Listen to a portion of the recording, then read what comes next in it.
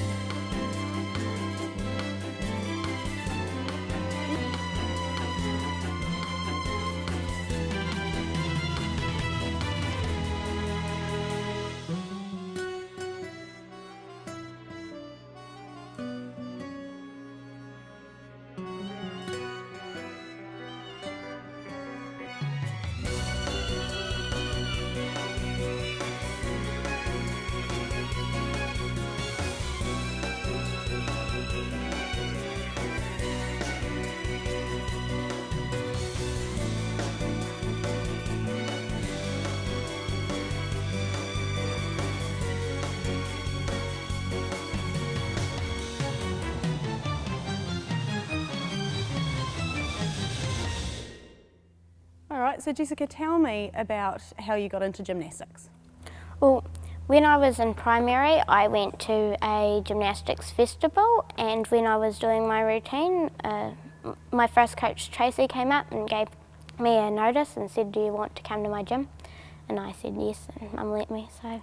Oh, and how old were you when that happened? About 9. About 9. And how old are you now? 14. 14. Nearly. So you've been going for almost 5 years. That's pretty cool. It's pretty cool. So you did a floor routine for us before. How many kind of tricks do you have to do in a routine? Tricks? Course goes about 5 or 6, I think. 5 or 6. And are they pretty hard to start learning? When you start, yeah, but they can become really easy and you do it everywhere. Okay, so tell us a bit about your routine. What kind of stuff were you doing? Well, I have my tumbling runs. I do a round off whip flick. Well, what is that?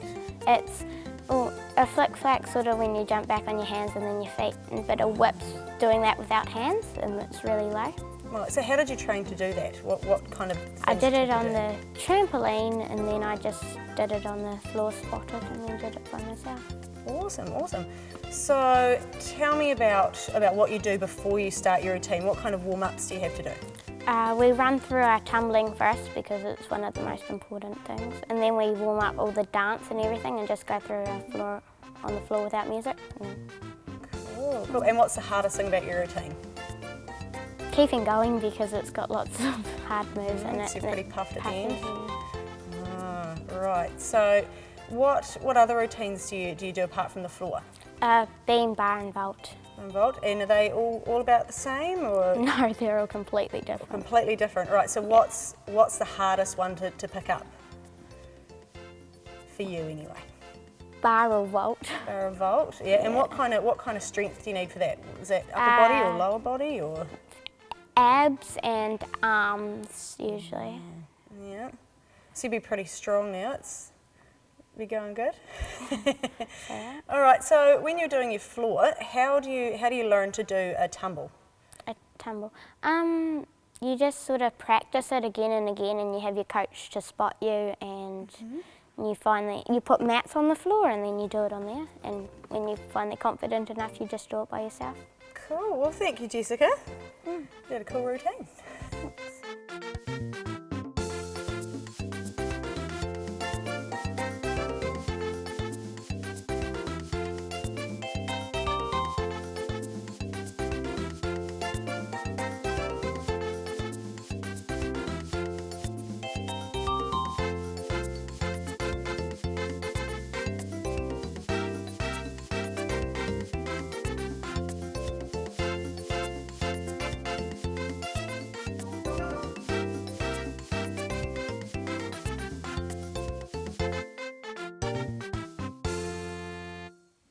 Hey, how you going, Emily? Good.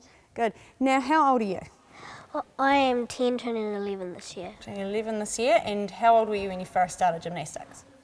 About 3 or 4. 3 or 4. Now, what kind of stuff could you do when you were 3 or 4? Walking along the beams and cartwheels on the floor. Cartwheels. And what is the hardest thing that you can do now? Probably a round of flick-flack layout. Wow, what is that? Where you do sort of a cartwheel, but when you come down you put your feet together and you just do like a whip back thing like Jessica said, and layout where it's sort of like a flick-flack except you go in the air and don't put your hands down and you have a straight body. Wow, wow. So you did a floor routine for us. Yeah. Did you pick your own music? Yeah, well, the person who made up my floor routine, she had a whole bunch of music and I just went through it and chose that. And why did you choose that piece of music? Well, because I thought it was really cool. And Okay, so when you're on the floor, what's the hardest thing that you do? well, to learn was the flick-flack, because when I was in level 3 we were learning with it with our coach Nikki, and Olivia, Michaela and I were doing it, and for first I had bent arms and bent legs, and then I got really better at it. Cool, cool. So have you done many competitions? Yeah, I've done heaps. And Yeah. What's the biggest competition that you've done? nationals. Nationals, and when did you do that? Last year in September. Oh, was that a lot of fun or was it quite nerve-wracking? Well, it was a lot of fun staying at the hotel and going to Rainbow's End. Wow, cool. Now, have you been injured much? Yes, sort of, because of when a guy came in to teach us about running skills, I pulled my Achilles. Ouch, ouch. And how did you keep training through that? Well, I just did stuff that I couldn't do with my Achilles. Okay, and how did you get through that? How did you have to go to physio or? Yeah, he went to the physio. We went to the physio and he massaged it and told me tips for it. Wow, and what kind of tips did you get for that? Oh, stretches that we could do on it. Cool, and where do you reckon that you're going to go with gymnastics? Probably not the Olympics or something like that. I don't really know actually. How old do you think that you'll be when you decide not to be gymnastics anymore? Around 15, 16 or 17. 15 or 16, and do you think that you'll get into coaching? Yeah, because I've been doing some spotting for Georgie. Well, she's one of a gymnast too, but she's really light, so I can just help her. Wow, and do you think you'd like to do coaching? Yeah. Cool. Well, thank you, Millie.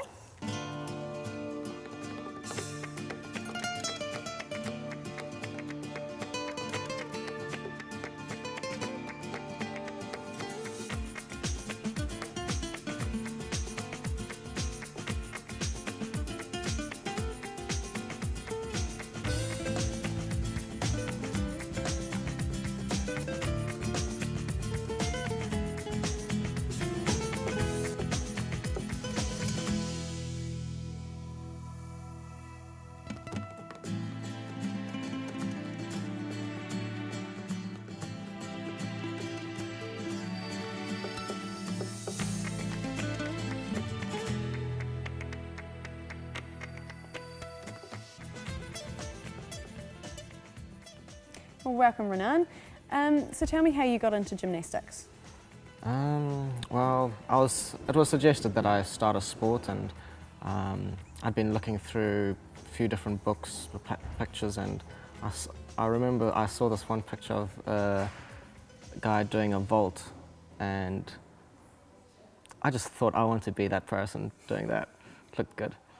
And how long can you do that vault now? I'm not too sure what he was actually doing. Not too sure what he was doing, so I'm not too sure. And how old were you when you decided to take up gymnastics? 8. 8. And how many years have you been doing it for now? This is going on 11. 11, wow. So tell me about the types of routines that you do when you start up doing gymnastics. Well, when you start, things are made as easy as possible. You start with the most basic things, just like rolling forwards, jumping your knees up off the ground into like a little tuck handstand and things like that on floor, and just doing a straight jump and vault. And every year it gets harder. Well, every level it gets harder, and when it starts getting around to like level 4 and 5, then the difference between the levels jump quite dramatically, so you start staying on levels for longer and things like that. Wow. And is gymnastics for everybody, or is there a specific body type that you'd need? Well, anybody can do gymnastics, and it is pretty much for anybody. But if you're wanting to go like professional to like the World Games, we tend to be a bit average in size, and yeah, we're not too tall. I think most taller people wanting to do gymnastics tend to do rhythmic. Now, why is that? Is there a height advantage to doing rhythmic routines? Or? I'm not actually too sure. I think they tend to be slightly more flexible or something. Also, I know one of the reasons some people think that gymnasts tend to be a bit more average is they do a lot of exercises from the start, really, so they think it slightly stunts the growth. Right. Now, when you're talking about the exercises, what's the most intense sort of conditioning work that you guys have to go through? All of it is intense. There's some really, really hard exercises we have to do, but it builds up. You get like a basic thing such as a pull-up, and then if you want to make a pull-up harder, you can, well, even easier. For like the younger levels, they do a pull-up with their knees on another bar, which makes it like twice as easy. Mm-hmm. And if you want to make it harder, you'd hold your legs like in front of you, straight.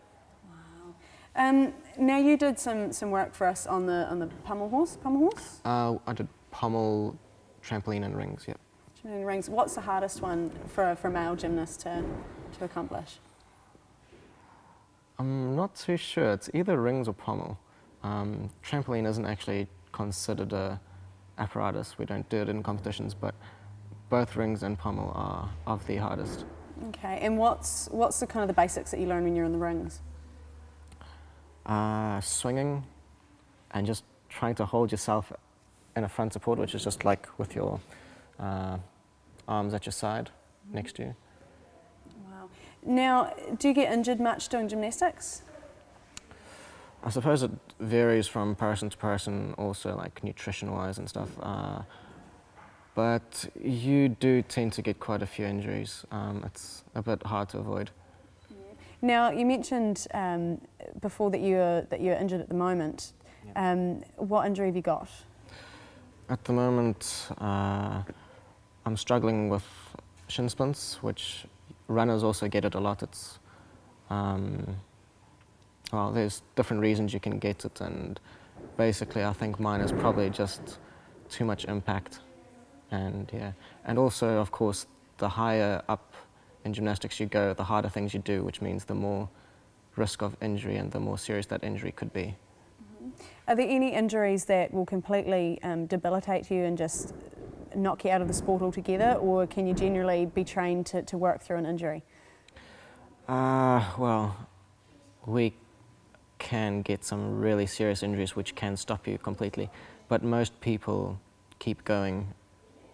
I know that in the World Games some people snap muscles completely and things, but they get surgery and they go straight back into it a few months later.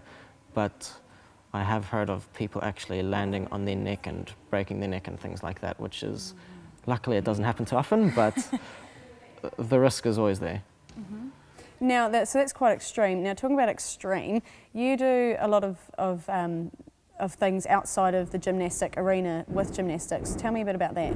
Well, I've started doing a bit of parkour, or free running as it's more commercially known. Also just trying different stunts. Parkour is started by David Bell in France. Well, he's the one who made it popular anyway. And it's basically just the point of getting, the goal of getting from point A to point B as smoothly and efficiently as possible. People who call it free running, basically just add flips to it, which cuts out, it stops it being efficient, but it makes it look impressive and stuff. Cool, cool. Now, is this done in a gymnastics arena, or is it done in the public, or? Anywhere and everywhere, really. People tend to like doing it outdoors. That's where most people do it, but I think a lot of people, especially the most popular ones doing it and the ones who are best at it, do train in a gymnastics hall. Cool.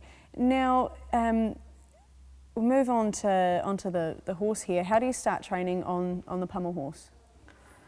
Well, when you start off in like level 0, level 1, you basically just push yourself on top of it and just start practicing swinging your legs from side to side, and that's the first step, really.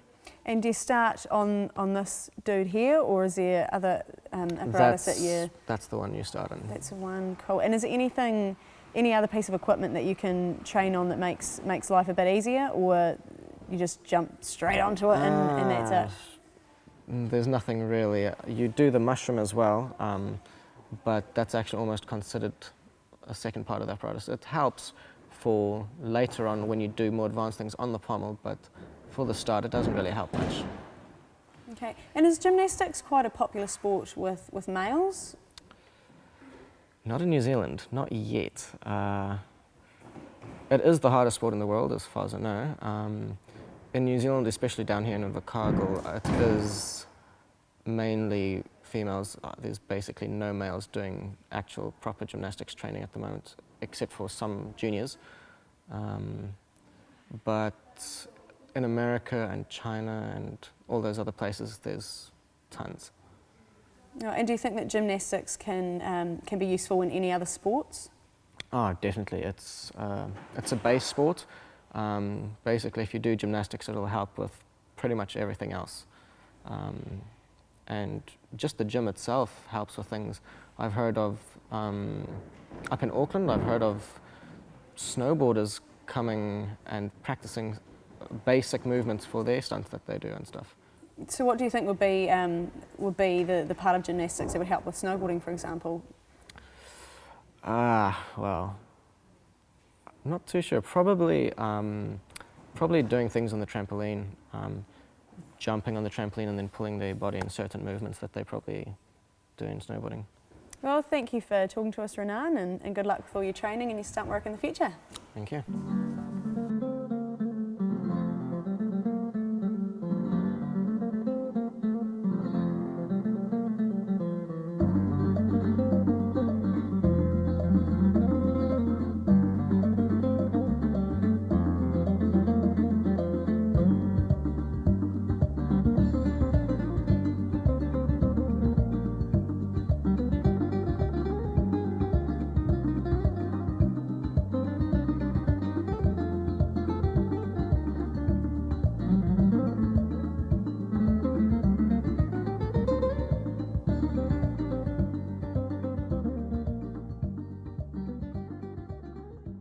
Okay, Sarah. Now you've done a bit of all-rounder stuff for us today. What is your favourite part of gymnastics? Bar. The bar? Yeah. Okay, and what's fun about the bar? Just like learning new things, and there's a lot of different things that you can do on it. Cool. And what's the easiest thing that you do on a bar? What's the first thing you learn? Probably like swings. What's the hardest thing that you do on a bar? Well, to learn it would be the kip. The kip. And what was the kip? It's where you like jump onto the bar and like swing your legs out, and then like bring them to the bar and then push down on it. Wow. And what kind of strength do you need for that? Like a lot. Like once you've got that strength, you can kind of like do most things on bar. So. And is that upper body strength? Is it mainly arms? Mainly arms. Cool. And how do you work out on your arms? Like conditioning. Conditioning. And what do you have to do for conditioning? Well, like arm stuff, there'd be chin-ups and press-ups and that kind of thing. Wow, that's pretty intense. Cool. Now moving on to your floor routine, what do the judges look for when you're doing a floor routine? Tidiness and just like good moves, like that are difficult. Cool. And what's the hardest thing that you do on the floor?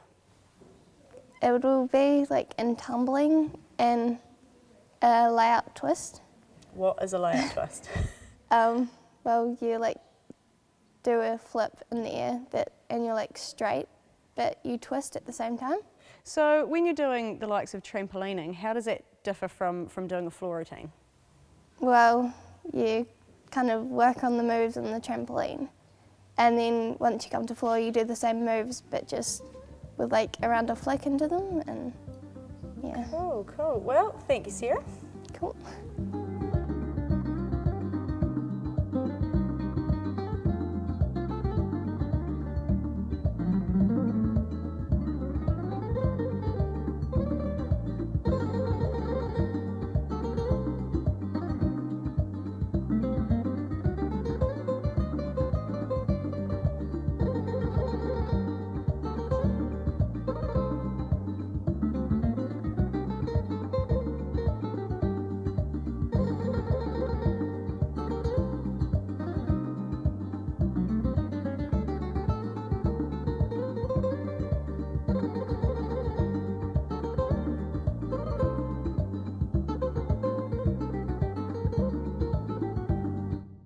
Welcome, Jane.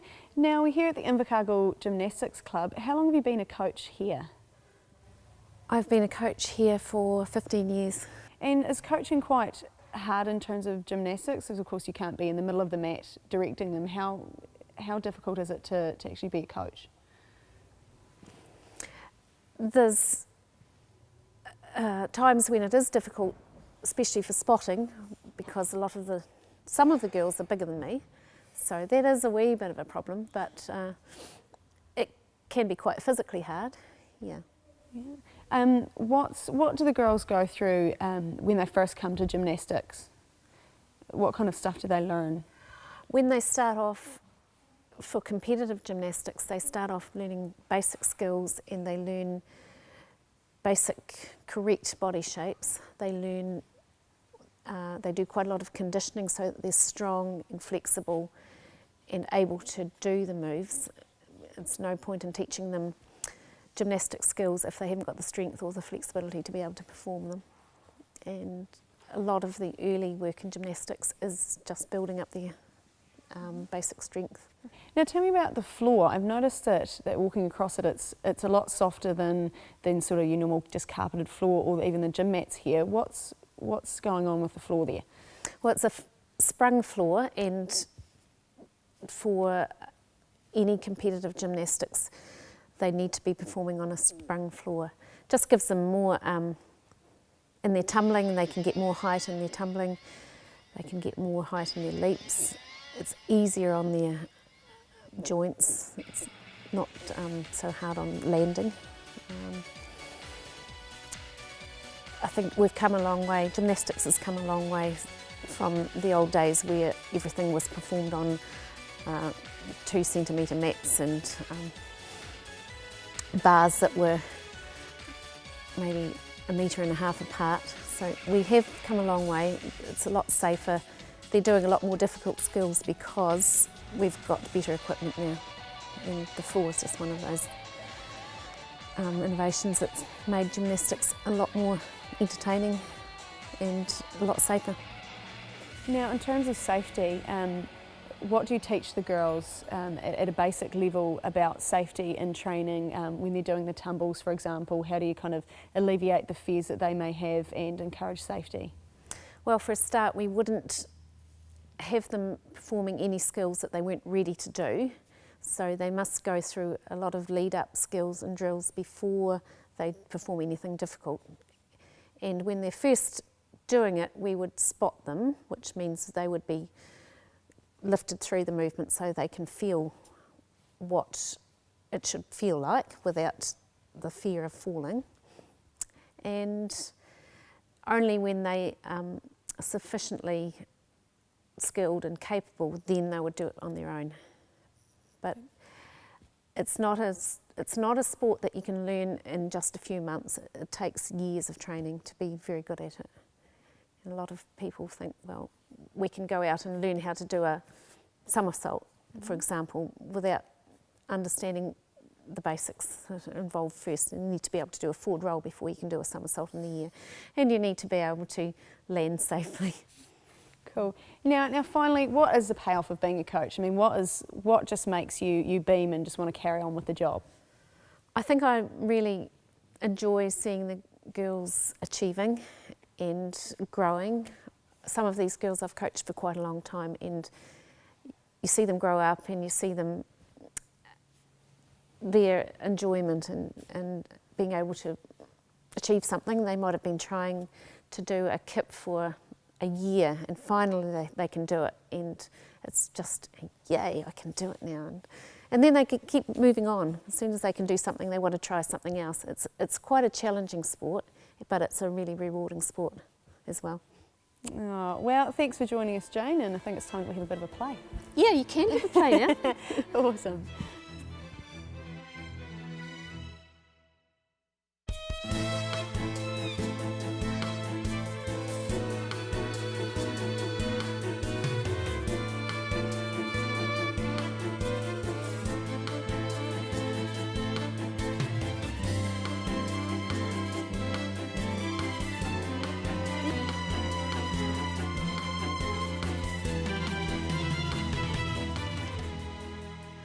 Thank you for watching the Certificate in Sports Training and Development. If you would like more information on this course or any other, feel free to call our team on 0800 SIT to learn.